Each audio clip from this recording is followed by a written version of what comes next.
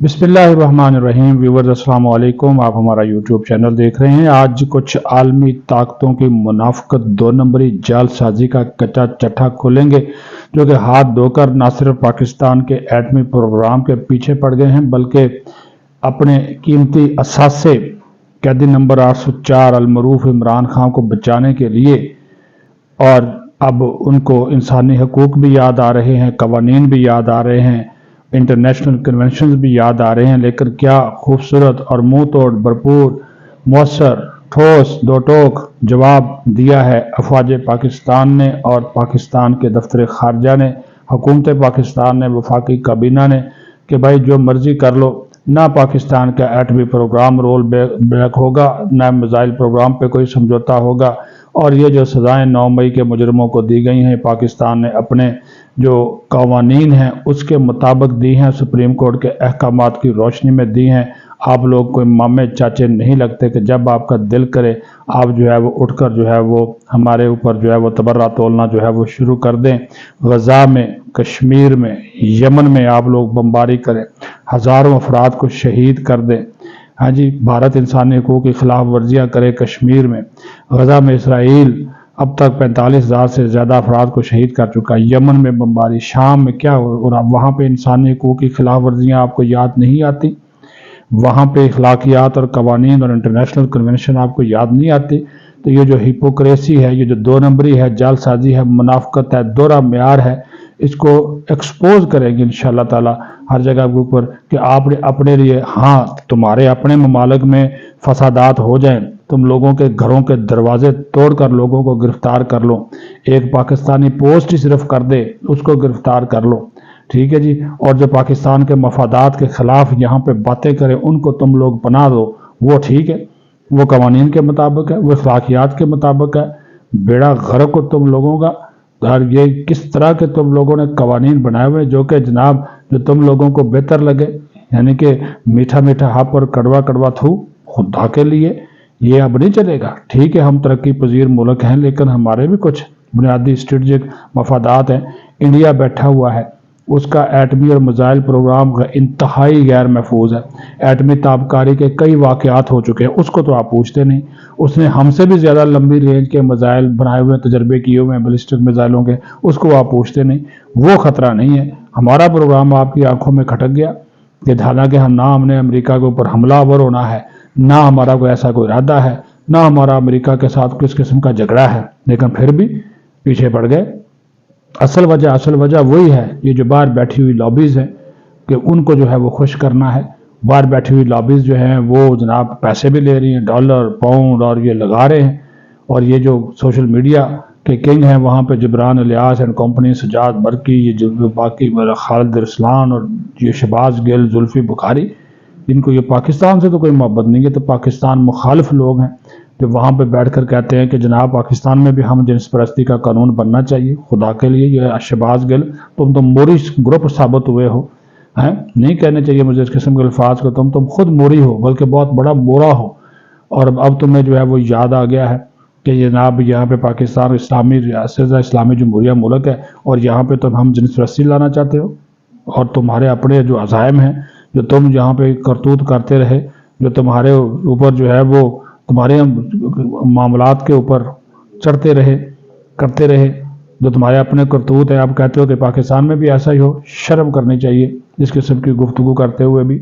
दूसरी बात यह है कि आप यह देखें कि जो मुदाखलत ये अमेरिका ने, बरतानिया ने और यूरोपियन यूनियन ने की है, उसको पाकिस्तान ने कहा कि यह हमारा खालिस्तान अंदरूनी और कानूनी मामला है, सज़ा देना, और इसके ऊपर किसी किस्म का ना कोई दबाव कबूल किया जाएगा और ना ही किसी किस्म की कोई डिक्टेशन जो है वो मानी जाएगी। अगर हम तारीख की बात करें तो ये मैं आपको बताऊं, ये बरतानिया आज बड़ा बढ़ चढ़ के बातें करता है ना, मामा चाचा बना हुआ है। तो अब आप ये देखें, 29 जुलाई 2024 को साउथ पोर्ट के इलाके में नस्ली फसादात होते हैं, ठीक है, बरतानिया में, जिसमें न सिर्फ 200 से ज़्यादा अफराद बल्कि 3 कम सिन बच्चों को भी सोशल मीडिया पर गैर मुस्तकीम जो इल्ज़ामात हैं उसके तहत चंद दिनों में सज़ा दे दी गई। ठीक है, शदीद क्रैकडाउन के नतीजे में इन अफराद को फौरी जेल भेजा गया। 54 مجرموں میں سے 47 بالغ 3 نابالغ افراد کو قید کی سزا سنائی گئی اسپیشل ٹریبیونل بنا کر. ہاں جی یہ آپ کا کام کریں. وہ آپ کے اسپیشل ٹریبیونل ٹھیک تھے, فوری سزائیں سنا دی گئیں. اس وقت آپ کے قانون اور انصاف کے تقاضے کہاں تھے؟ ہاں جی ٹھیک ہے جی. اور جنہوں نے جرم قبول کیا انہیں فوری کارروائی کے تحت سزا دی گئی, باقی کو حراست میں رکھا گیا. خاص طور پر وہ افراد جنہوں نے سوشل میڈیا پر فسادات بھڑکانے کی ترغیب دی انہیں سخت سزا دی گئی. نارتھمپٹن میں ایک 26 سالہ شخص کو ہوٹلز اور غیر قانونی فرموں کو جلانے کی ترغیب دینے پر 3 سال اور 2 ماہ کی قید سزائی گئی. کیپٹل ہل پہ حملہ ہوتا ہے امریکہ میں, وہاں پر شرپسندوں کو فوری سزائیں دی گئی اور تقریباً 1500 لوگوں کو مختلف قوانین کا استعمال کر کے سزائیں سنائی گئی. جارج بش کے دور میں کئی سویلینز کو گوانتانامو میں ملٹری ٹریبیونلز کے ذریعے سخت سزائیں گئی. اس وقت کہاں تھے؟ اس وقت کسی انسانی حقوق کے ادارے کسی ملک نے اف تک نہیں کی. ہاں جی تو یہ دوہرا معیار یا منافقت, بار بار یہ الفاظ استعمال کروں گا کہ یہ جو امریکہ جو ہے آج اس کو جو ہے وہ ہمارے حوالے سے جو ہے وہ یاد آ گئی ہے. پھر جناب اگلی سیاست, آج جب ریاستی پاکستان ریاستی املاک پر حملہ آوروں کو سزائیں دے رہی ہے تو ان کے پیڑ میں مروڑ اٹھ رہے ہیں, ٹٹیاں لگی ہوئی ہیں ان کو. یہ جو ہے وہ لغویات اور بکواسات اور پابندیاں اور ان کو آج ہر چیز یاد آ رہی ہے. پاکستان نے تو امریکہ برطانیہ اور یورپین یونین میں جو کریک ڈاؤن سخت کریک ڈاؤن کیا گیا, پاکستان نے تو کبھی کوئی اعتراض نہیں کیا, بلکہ ریاستی ریٹ قائم کر کے ان ایکشنز کے ممالک کے قوانین کی مضبوطی سے عملداری کو سراہا. اب امریکہ برطانیہ اور یورپین یونین کا پاکستان کے شفاف آئینی اور قانونی کارروائی پر اعتراض نہایت ہی مضحکہ خیز اور ناقابل قبول ہے اور غیر معقول بھی ہے, کیونکہ 9 مئی 2023 کے جو ملزمان تھے وہ 9 مئی یہ انصاف کے منتظر تھے, یہ مجرم جو تھے, اور 1.5 سال کی تاخیر کے بعد ان مقدمات کو اختتام تک پہنچایا جا رہا ہے تو ان کو فوراً جو ہے وہ اس کی تکلیف جو ہے شروع ہو گئی ہے. اور اس بات میں کوئی شک نہیں چھوڑا گیا کہ یہ کہ جو تمام ٹرائل ہیں یہ پاکستان کے آئین اور قانون کے مطابق جو ہے وہ کیے گئے ہیں, اور سپریم کورٹ نے جب اجازت دی ہے 13 دسمبر کو, اس کے بعد اس کے اوپر جو ہے وہ عمل درآمد جو ہے وہ ہونا شروع ہوا ہے. اور پاکستان میں عام شہریوں کے فوجی عدالتوں میں مقدمات کا قانونی عمل آئین کے طور پر مکمل طور پر جائز بھی قرار دیا گیا, اور یہ ہر دور میں ہر قانونی سلسلہ جاری رہا ہے. کیا عمران خان کے دور میں فوجی عدالتوں سے سزائیں نہیں سنائی گئیں؟ اس کا پورا جو ڈیٹا جو ہے وہ موجود ہے. 2020 میں بھی, 21 میں بھی, 18 اور 19 میں بھی سزائیں سنائی گئی فوجی عدالتوں کی جانب سے. تو اس وقت یہ فوجی عدالتیں جو تھی اس وقت جائز تھی, اس وقت نہ امریکہ بولا نہ برطانیہ. پھر جناب جب یہ انہوں نے 9 مئی کو توڑ پھوڑ کی ہے, قومی اور دفاعی تنصیبات پہ حملے کیے, اس وقت یورپین یونین سو رہا تھا, انہوں نے تو نہیں مذمت کی. اب جب سزائیں سنا دی تو فوراً ان کو جناب وہ پاکستان کے قوانین میں کیڑے بھی نظر آنا شروع ہو گئی, یہاں پہ انسانی حقوق کی خلاف ورزیاں بھی سمجھانا شروع ہو گئی. ان کو تو چاہیے امریکہ برطانیہ یورپین یونین کو کہ انسانی حقوق سے جڑی غزہ و فلسطین میں انسانی حقوق کی جو خلاف ورزیاں ہیں اس پر اپنی آواز بلند کریں. اسرائیل جرائم کشی نہیں روک رہا, نسل کشی نہیں روک رہا, وہ اس کو مجبور کریں. جہاں اسرائیلی فوج کسی بھی قانون سے بالاتر ہو کر مسلمانوں کی نسل کشی کر رہی ہے اس کی کوئی پرواہ نہیں ہے, اس کے اوپر ان کی سب کی آنکھیں بند ہیں. اور پاکستان کے اندرونی معاملات میں یہ جو مداخلت کی جا رہی ہے خاص طور پر گولڈ سمتھ پلان اور صہیونی طاقتوں کے اشارے پر, یہ قابل مذمت اور بالکل ناقابل قبول اس کو انہوں نے قرار دیا ہے. اور یہ بھی کہا کہ پاکستان نے امریکہ برطانیہ اور یورپین یونین کی یا کسی بھی دوسرے ملک کی اس دخل اندازی کو یکسر طور پر مسترد کرتا ہے.